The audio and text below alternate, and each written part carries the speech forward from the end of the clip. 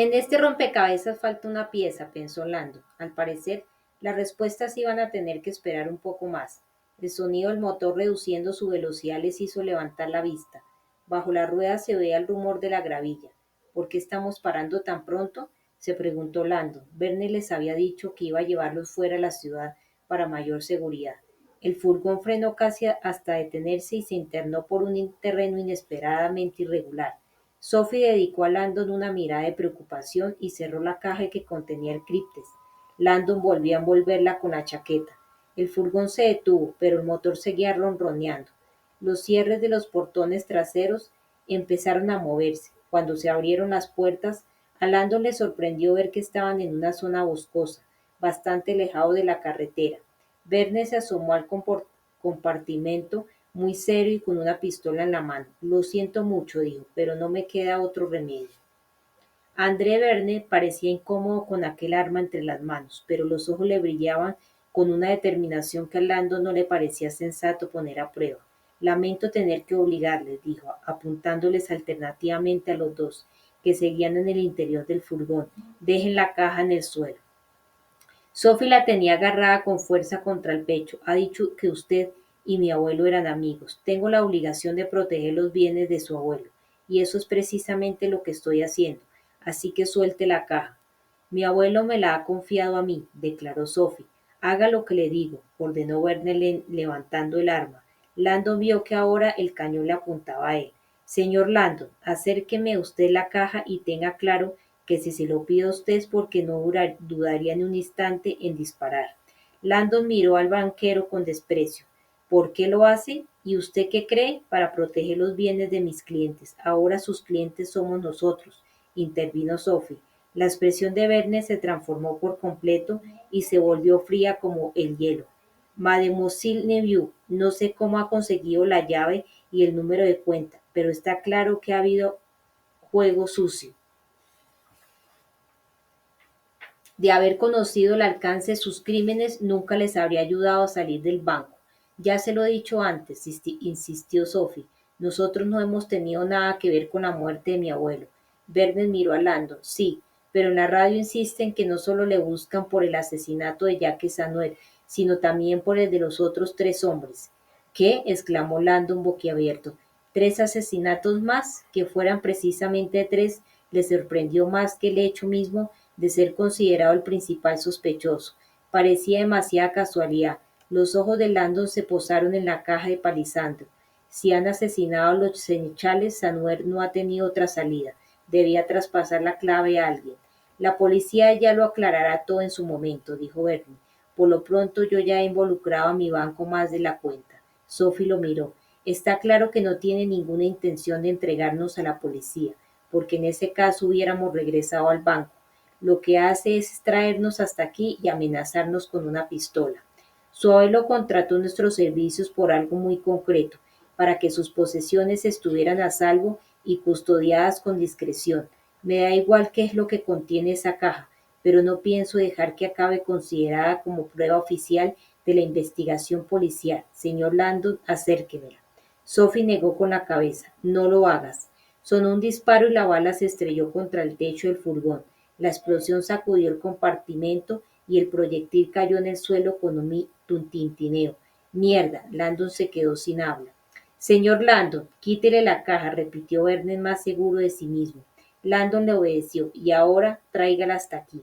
Vernon seguía de pie, detrás del parachoques traseros, con el arma apuntando al interior del compartimento de carga. Con la caja en la mano, Landon avanzó en dirección a las puertas. Tengo que hacer algo, pensó. Estoy a punto de entregarle la clave del priorato.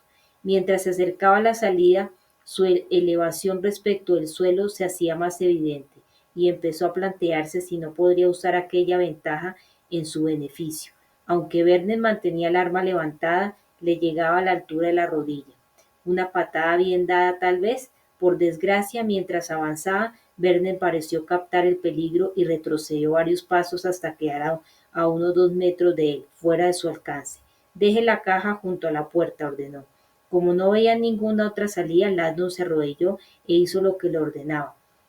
Ahora póngase de pie.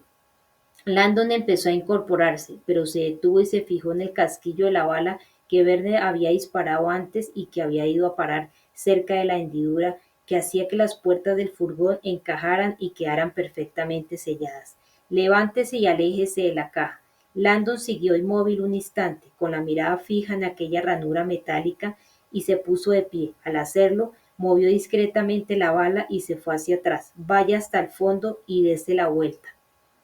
Verne notaba que el corazón le latía con fuerza. Apuntando el arma con la mano derecha, se acercó a la caja para cogerla con la izquierda, pero se dio cuenta de que pesaba demasiado. Tengo que cogerla con las dos manos. Miró a sus rehenes y calculó el riesgo. Estaban a unos 5 metros de él, al fondo del compartimento de carga de espaldas. Se decidió, dejó la pistola en el parachoques, cogió la caja con las dos manos y la bajó hasta el suelo. De inmediato volvió a apoderarse de la arma y a apuntarles con ella. Sus prisioneros no se habían movido lo más mínimo. Perfecto. Ahora lo único que le quedaba por hacer era cerrar las puertas. De momento dejaría la caja en el suelo. Empujó una que se cerró con un chasquido. Ahora debía asegurarla haciendo encajar la barra de seguridad en la ranura. Giró el tirador hacia la izquierda y la barra bajó un poco, pero se bloqueó inesperadamente sin llegar a encajar en la hendidura. ¿Qué está pasando aquí? Volvió a intentarlo, sin éxito. La puerta no está bien cerrada. Le invadió una oleada de pánico y la apretó con fuerza, aunque sin moverse donde estaba. Hay algo que la bloquea. Verne se giró para empujarla un poco con el hombro, pero en ese momento se abrió de golpe. Le dio en la cara y le tiró al suelo. Le dolía mucho la nariz. Mientras se llevaba las manos a la cara y notaba la sangre tibia que le corría por la cara, la pistola desapareció. Robert Landon saltó al exterior y Vernon intentó incorporarse. Aunque no veía nada, estaba aturdido y volvió a caerse de espaldas. Sophie Neville gritaba algo. Un instante después se vio rodeado por una nube de polvo y de humo. Oyó el crepitar de las ruedas sobre la gravilla y logró sentarse justo en el momento en el que el furgón, demasiado ancho para pasar, se empotraba contra un árbol. El motor protestó y el árbol se dobló. Al final el parachoques cedió y se partió. El vehículo blindado se alejó con el parachoques medio colgando. Al llegar a la carretera de acceso, la noche se iluminó con la chispa del metal sobre el asfalto. Verne se volvió hacia el vacío que había dejado el furgón. Aunque estaba oscuro, se veía que el suelo no había nada. La caja de madera había desaparecido. El Fiat que distintivo alguno se alejaba de Castel Gandolfo enfiló la sinuosa carretera que atravesaba las montañas de Alba en dirección al valle.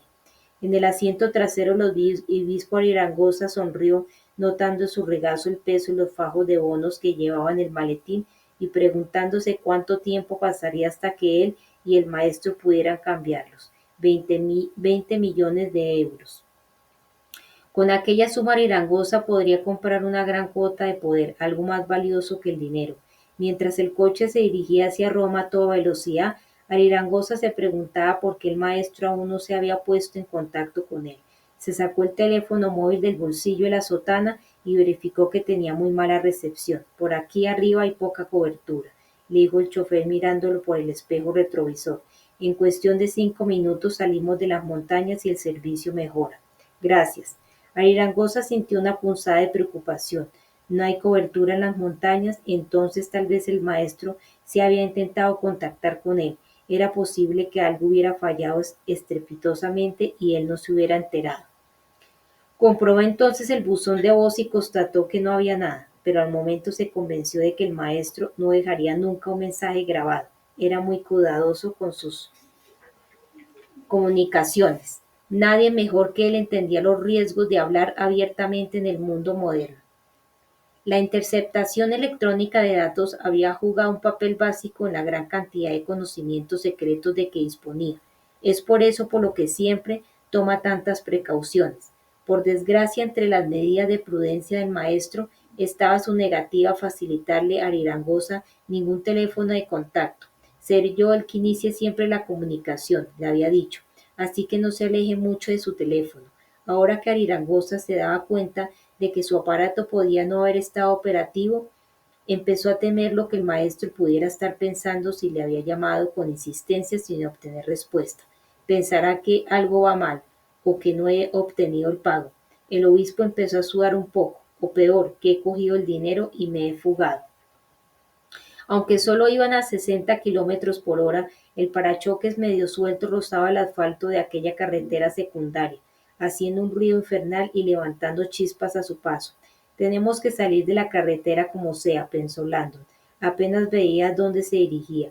El único faro delantero que funcionaba había perdido la alineación en el choque contra el árbol y lo que hacía era alumbrar el bosque que se extendía junto a la autopista. Según parecía, lo único blindado de aquel furgón era el compartimento de la carga. Sophie iba en el asiento del copiloto sin apartar la vista de la caja de palisandro que sostenía en el regazo. ¿Estás bien?, le preguntó Landon. Sophie parecía muy afectada. ¿Tú crees que es verdad lo que ha dicho? Sobre las otras 3 muertes, totalmente. Eso responde a muchas preguntas.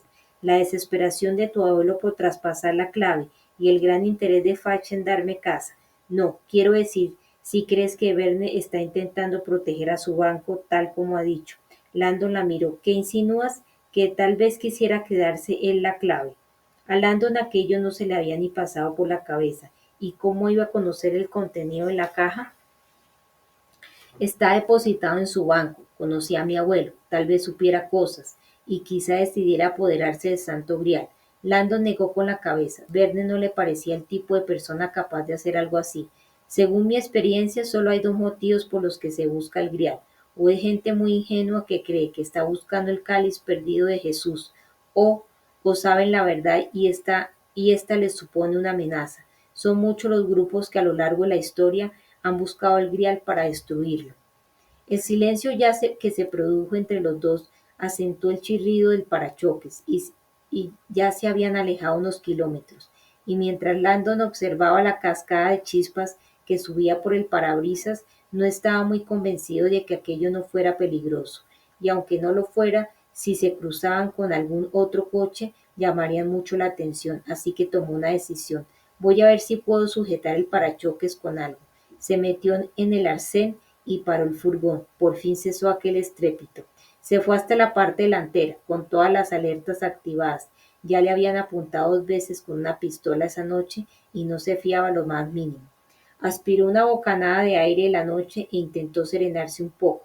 Además de lo grave que era ser fugitivo, Landon estaba empezando a sentir el creciente peso de la responsabilidad ante la idea de tener en su poder, junto con Sophie, las instrucciones codificadas que llevaban a uno de los misterios más importantes de todos los tiempos.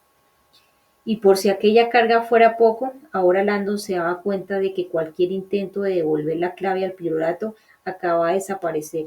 La noticia de aquellos otros 3 asesinatos tenía oscuras implicaciones. Se han infiltrado en el priorato, que ha quedado expuesto. No había duda de que la hermandad estaba siendo espiada, o acaso hubiera un topo entre sus filas. Aquello tal vez explicara por qué Samuel les había traspasado la clave a ellos, a 2 personas ajenas al grupo, a personas no significadas. No podemos devolver la clave de Bobe a la hermandad. Aunque Landon supiera cómo ponerse en contacto con algún miembro, era muy probable que quien acabara apareciendo para llevarse la clave fuera el mismísimo enemigo.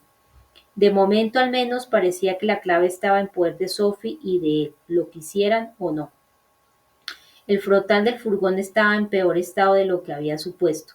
El faro de la izquierda había desaparecido y el de la derecha parecía una órbita ocular colgando de su cuenca. Landon la encajó, pero se volvió a salir. Lo único bueno era que el parachoques estaba casi arrancado del todo. Le dio una patada y le pareció que con un poco más de esfuerzo conseguiría soltarlo. Mientras daba patadas a aquel amasijo de metal doblado, recordó la conversación que había tenido hacía un rato con Sophie. Mi abuelo me dejó un mensaje en el contestador, le había dicho, me dijo que tenía que contarme la verdad sobre mi familia. En ese momento no se le había ocurrido nada, pero ahora, conociendo la implicación del priorato de Sion, Landon sintió que una nueva posibilidad empezaba a emerger. De repente el parachoques se soltó con gran estrépito. Landon se quedó un momento quieto para recobrar el aliento. Al menos ya no irían por ahí soltando chispas. Levantó el parachoques y empezó a arrastrarlo hasta los árboles, preguntándose qué debían hacer. No tenía ni idea de cómo abrir el críptes, ni de por qué Samuel se lo había hecho llegar a ellos. Y desgraciadamente su supervivencia aquella noche parecía depender de las respuestas a esas preguntas. Necesitamos ayuda, resolvió. ayuda profesional. En el mundo del Santo Grial y del Priorato de Sion, esa ayuda se reducía a un solo nombre. El reto, claro, iba a ser convencer a Sophie. Dentro del furgón ella esperaba que Landon entrara y notaba el peso de la caja en el regazo. ¿Por qué me la había dado mi abuelo? No tenía ni idea de lo que debía hacer con ella. Piensa, Sophie, usa la cabeza. El abuelo está intentando decirte algo. Abrió la caja y observó los discos del Cryptes. Una prueba de mérito. En aquello veía claramente la mano de su abuelo. La clave en su mapa que solo puede leer quien sea digno de ella. Sí, aquello tenía que ser obra de su abuelo. Sacó el cripte de la caja y pasó los dedos por los discos. 5 letras. Los hizo girar uno por uno. El mecanismo se movía sin dificultad. Lo fue alineando de manera que las letras que escogía quedaran entre las dos flechas de bronce que había en los dos extremos del cilindro. Formó una palabra consciente de que era obvia hasta el absurdo. Grial. Con suavidad tiró de los dos extremos del criptes, pero nada se movió. Oyó el borboteo del vinagre en su interior y dejó de tirar. Lo intentó de nuevo con otra palabra. Vinci, nada. Clave, nada. El criptis seguía cerrado a cal y canto. Frunciendo el ceño, lo dejó en su caja y la cerró. Miró a Landon, que seguía afuera, y se alegró de que estuviera con ella esa noche. PS buscar a Robert Landon. Ahora entendía los motivos de su abuelo para incluirlo a él en todo aquello. Ella no estaba preparada para comprender sus intenciones, y la había enviado a Landon para que le hiciera de guía, un tutor para supervisar su educación. Por desgracia para él, había acabado haciendo de bastante más que de guía esa noche. Se había convertido en el blanco de Besu Fachi y de una fuerza invisible decidida a hacerse con el Santo Grial. Sea lo que sea, Sophie no estaba segura de si merecía la pena poner en peligro su vida para intentarlo. Cuando el furgón se puso en marcha de nuevo, Landon constató aliviado que ahora solo se oía el ruido del motor. ¿Sabes cómo se va a Versalles desde aquí? Sophie le miró. ¿Nos vamos de visita turística? No, tengo un plan. Conozco a un historiador de la religión que vive cerca de Versalles. No recuerdo exactamente dónde, pero podríamos buscarlo. He estado en su casa de campo varias veces. Se llama Leigh Tevin. Es un antiguo miembro de la Real Academia Británica de Historia y vive en París. La gran pasión de Tevin es el Grial. Cuando hace 15 años surgieron los primeros rumores sobre la clave de bóveda del priorato, se trasladó a Francia y empezó a rastrear por las iglesias con la esperanza de encontrarlo. Ha publicado algunos libros sobre la clave y el Grial.